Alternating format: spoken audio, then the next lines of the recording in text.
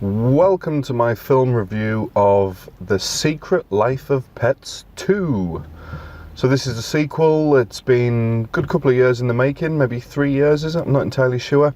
I remember when the first Secret Life of Pets came out, when I first saw it advertised, god damn was I excited. I grew up myself personally with the likes of The Lion King and Aladdin. That was my key time. And then as I was a little bit too old for it, we started to get all the Toy Stories and stuff like that. So I was never hugely into those kind of movies, but I did appreciate how absolutely fantastic the animation was. And I've always kept an eye on them, you know, any that I think might be up my street.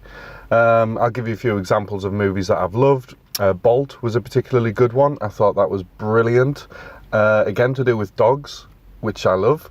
And also my favourites would be Despicable Me and the Minions. You know, who doesn't love those? Well, I do, obviously.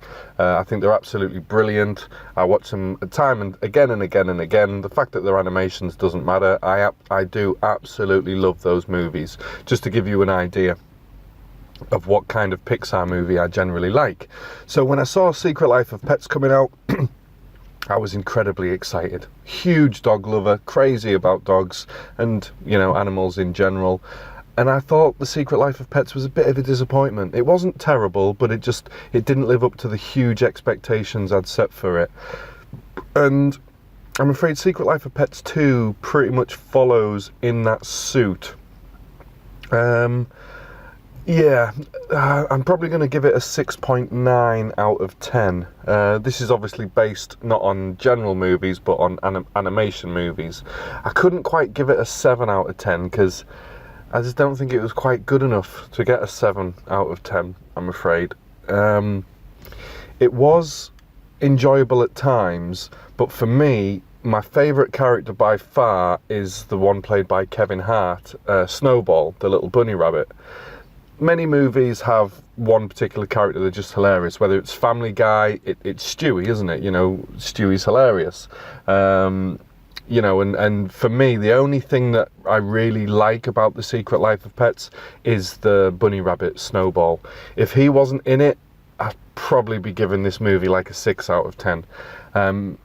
You know, he's hilarious. And he's in this one, obviously. He's in the second one, and so are pretty much all of the main characters from the first movie.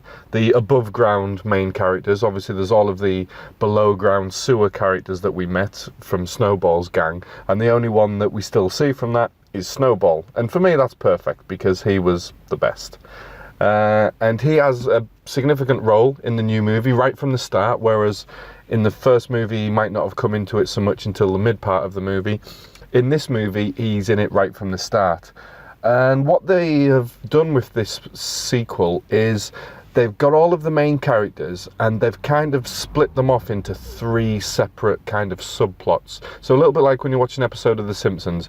Homer's got his own stuff going on, Bart's got his own stuff going on, and maybe Lisa or Marge have got their own stuff going on, and it shoots from one scene, you know, takes you from one scene to the next, mixing between what's going on in their little story.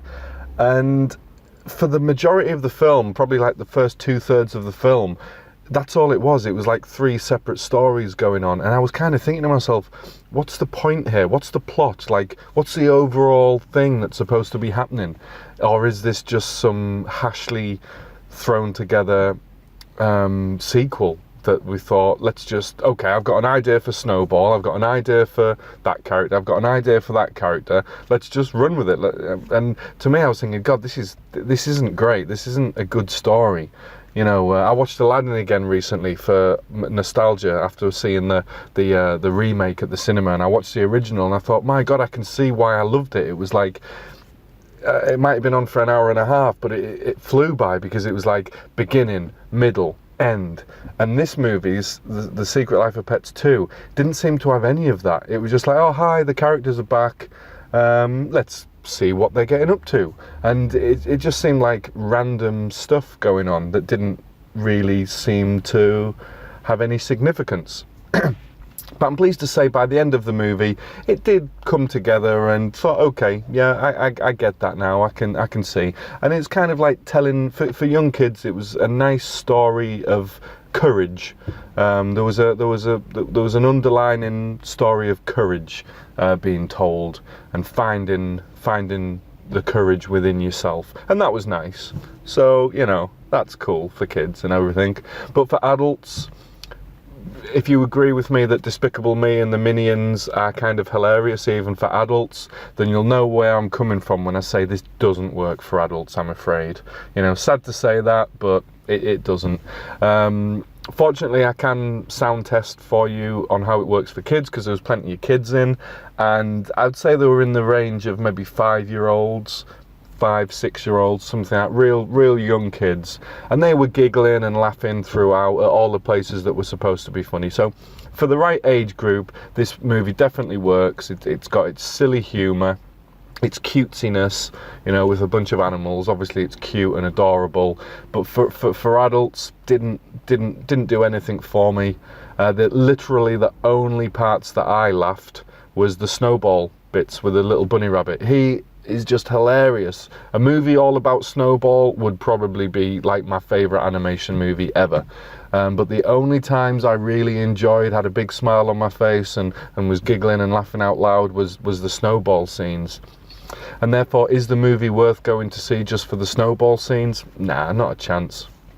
Not at the cinema. I mean, if like me, you've got your Cineworld pass, you can see as many as you like. By all means, go and give it a watch. You know, as long as you're not doing it at the cost of, say, going and seeing the Avengers again or Toy Story. I imagine that'll be a lot better. I'm going to be seeing that in a couple of days.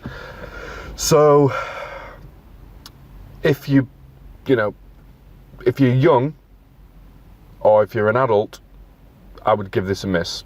Catch it when it comes out on TV if you want at Christmas, or, you know, take your kids, but don't go and see this as an adult. You know, the only people that are going to enjoy this movie are kids, and even then I'd say young kids. I've got a niece that's 11, and I don't think this would have done anything for her at all. I don't think it should have been that arsed. I think 11's too old even for this movie. So I think this is very much aged. Anything from probably 7 or 8 and younger. Probably a 2-year-old, I don't know, I don't have kids, so I don't know how young a kid could watch a movie, but even like the youngest kid imaginable would still get kicks out of this movie, because there's just a lot of silly funniness going on, and you know, the animals are cute with adorable, lovable eyes and all that kind of stuff. So definitely works for the really young audience. I just don't think there's quite enough in it for the older audience, except Kevin Hart and Snowball, which his storyline in this is awesome right from the start. You've got the other characters that are going on that it's just a bit boring for me. I was like, oh, okay, is this what's happening? Okay, I don't think I'm really going to enjoy this movie. And then Snowball came into it, and I was like, oh, brilliant. You know, his scenes are awesome and brilliant right from the moment. You're like, oh, this is excellent. I like what they're doing with his story. Really good. If they'd have just done a movie about Snowball that lasted, say, like half an hour, like a typical 30-minute TV show, it would be brilliant. But for me, no. I mean, like I said, I'm giving it a 6.9 out of 10, so it wasn't terrible, but this is a rating for animated movies, so 6.9, it's not brilliant. If it didn't have Snowball in, it would be a 6. If it wasn't all about animals and that, it would be a really bad score. But it was okay. It was okay. So, I'm a huge dog fan, and the dogs didn't do it for me, I'm afraid. This is a great movie for a popcorn muncher. It was incredibly noisy. So yeah, great for the kids, not needing to worry about your kids being quiet or anything. That most of the scenes were incredibly noisy, so that was good. So yeah, I think that's pretty much all I have to say about this, really. Like I say, the movie started off where it just seemed like all the characters were doing their own thing, and then eventually they all pulled together and the movie kind of makes sense. But yeah, bit of a messy plot, but it's a kids movie. This is a absolute youngster kids movie. So I'm gonna leave it at that. Oh, at the end scenes were brilliant. That was like the best part of the movie. At the very end, they have some actual real life examples of owners interacting with they're animals, or children interacting with animals, and it's actual kind of like YouTube footage. So that was brilliant. So stick around for that at the end. And also, once that finishes, you also then have an additional animated scene. So don't leave the cinema as soon as this movie comes to an end. There are end sequences. The video stuff's hilarious, and then there is an additional animated scene involving Snowball. So definitely want to hang around for that. Other than that, that's all I can say about the movie. Take your kids, by all means. You know when's the best time to go with your kids, so I can't advise you on that. If it was me, I'd be going when I can get them in there, buy one, get one free on a Tuesday or a Wednesday. Or you could even wait until this comes out on a weekend where they do it movies for juniors, and I think it's £1.99. So there's no rush to go and see this. Wait till you can see it in the cheapest way possible would be my advice. We've got Toy Story coming out. That's the movie to prioritise, and catch Secret Life of Pets 2 at a time that's convenient. Hell, if need be, just wait till it comes out on DVD. So I hope you found this review useful. Definitely for the youngsters, definitely for the kids. They're going to enjoy it, but adults, stay away. So thanks for listening. We'll see you on the next review. Goodbye.